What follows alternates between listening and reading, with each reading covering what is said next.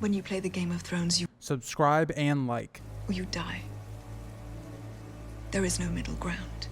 All right, hello, welcome back to the Grease Goblins YouTube channel. Today's video, we're going to be talking about why you are wrong about Ned Stark in A Game of Thrones.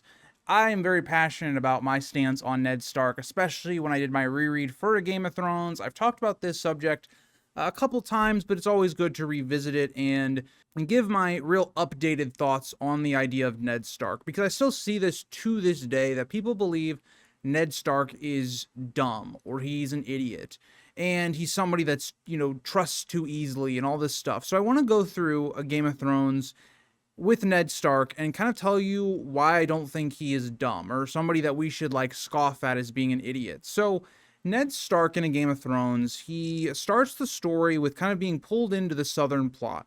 Now, I want to point out, Ned Stark in the book series is very different than Ned Stark in the show. Whereas in the show, it's the opposite. Catelyn is not wanting Ned to go to the South, and it's Lewin kind of pushing it, and Ned seems more open to the idea. Whereas in the book series, Ned is very much against going south. He very much does not want to go to King's Landing. He's very much against it, but he kind of gets overruled. Catelyn pushes for him to go to King's Landing, and so does Lewin.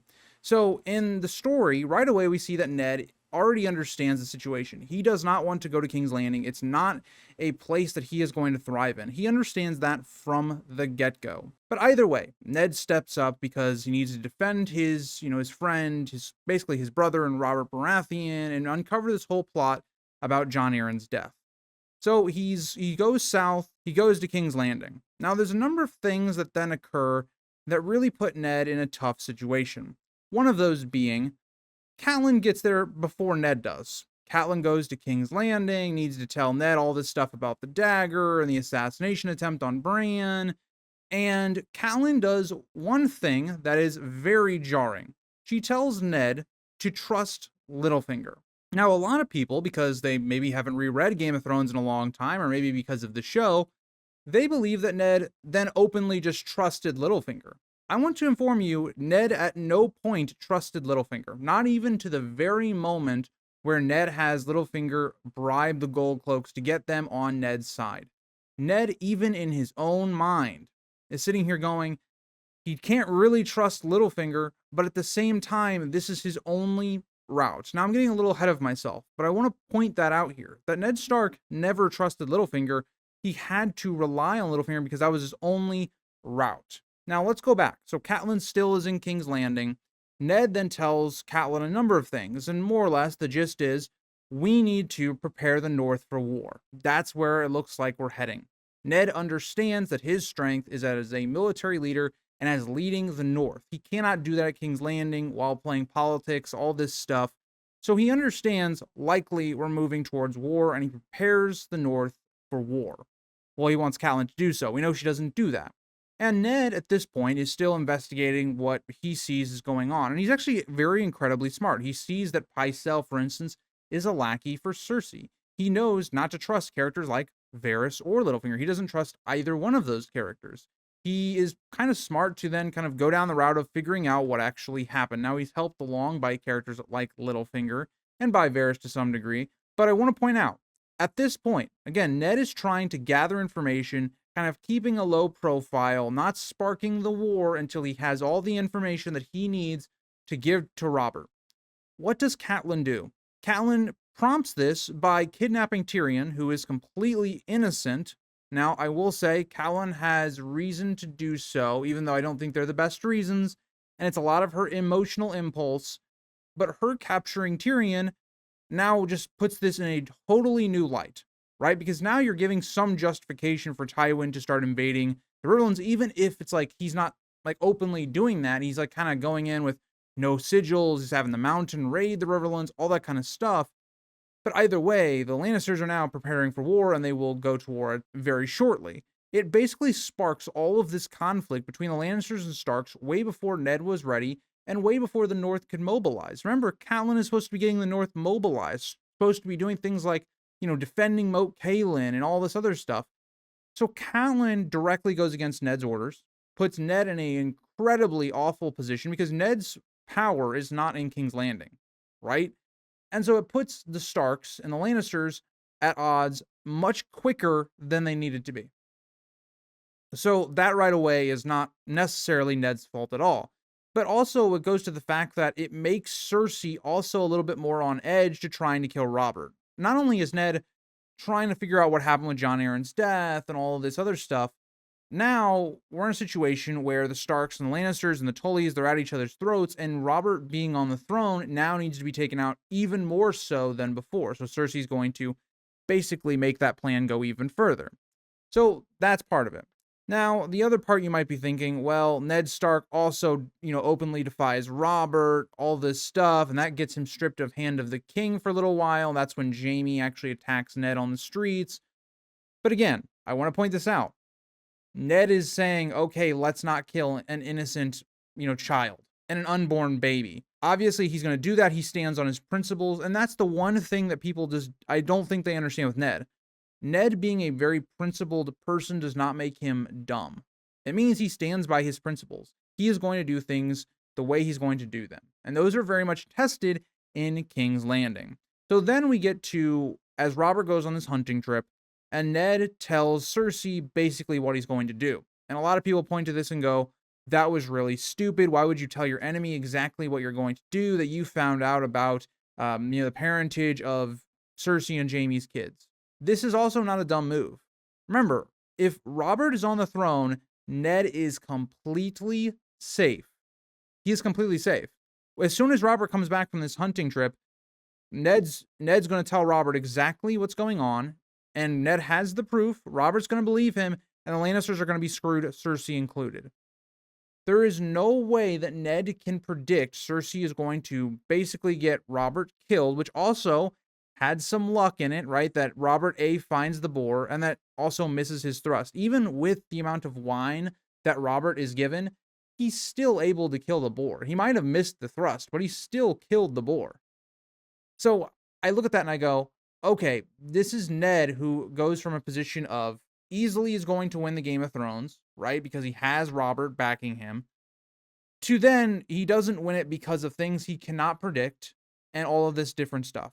So at this point, I don't think Ned has made really any mistakes. Would I personally have told Cersei my plan? No, right? But at the same time, you got to remember, Ned's principles are, hey, let's not, kill innocent children and kill women, right? Get them to go into exile to hopefully save their own lives. Having good morals and good values does not equate to being stupid. And Ned is not stupid at this point.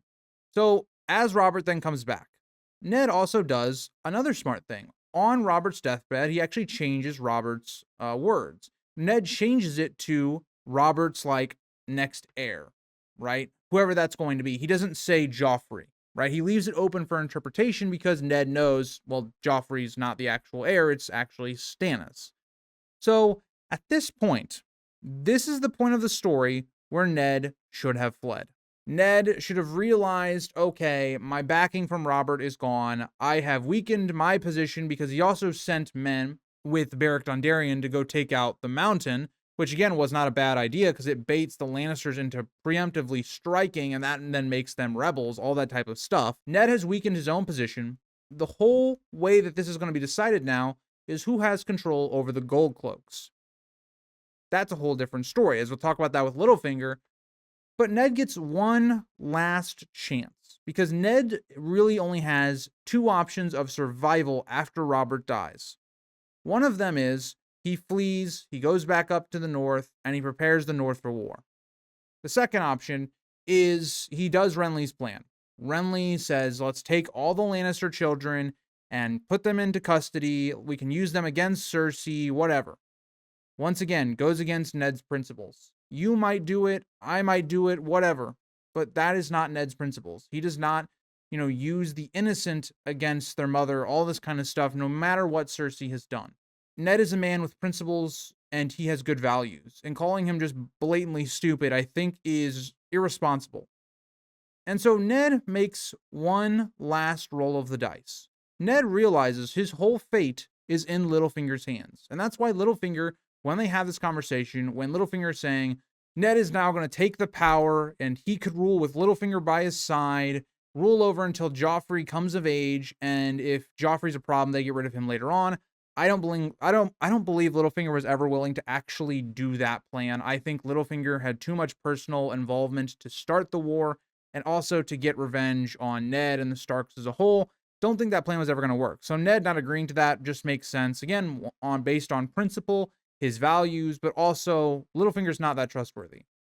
But Ned knows if he's not going to flee, he has one real option. And what is more damaging to his values? Using innocence and going in the night and taking the children, all that stuff, or just doing a bribe. I think a bribe is one of the more innocent things in terms of breaking Ned's morals. But he asked Littlefinger to get the gold cloaks. And this isn't because he blindly follows Littlefinger and trusts him.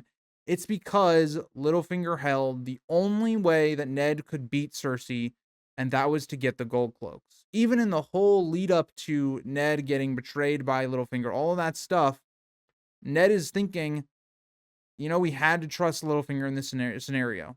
And he was wrong to do so. He should not have tried to do this roll of the dice gamble that he does. But he does do it.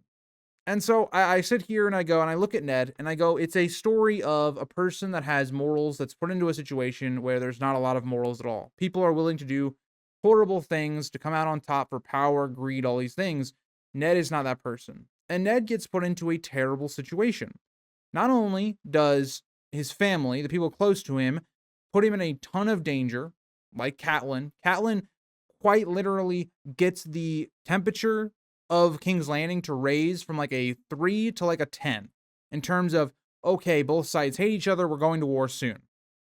So Catelyn right away screws Ned. And also, let's just go back to Catelyn as well. If Catelyn is able to hold on to Tyrion, the whole situation changes a bit. Because not only do you have Tyrion, but you're also going to then have Jaime later on if the Battle of the Whispering Wood still goes down how it does. So there's two different Lannisters you would have as captives. There would be much more chances of then you being able to bargain for Ned's life, plus the girls, all that stuff.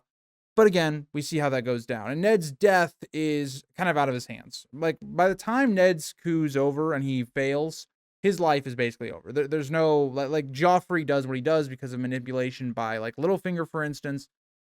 And so my conclusion really is that Ned is somebody that is smart in terms of what his own strengths are and his own moral code is, but he's put into a situation where he really does not have the power, he does not have the moral code to be able to, do this political battle. Ned realizes that he is a soldier and a commander, and that's why almost every move that he does is based on basically preparing for war and those type of things. So I think Ned definitely is not dumb. I think people that just say he's dumb, I don't think you understand the story. If you want to say that he made a bad decision with what he does with the gold cloaks, yes, I agree. I think that Ned had a lapse in judgment. I think he thought that I think he thought that Littlefinger would be on his side more than, say, Cersei's, and he was wrong. We all make mistakes. We all make bad decisions.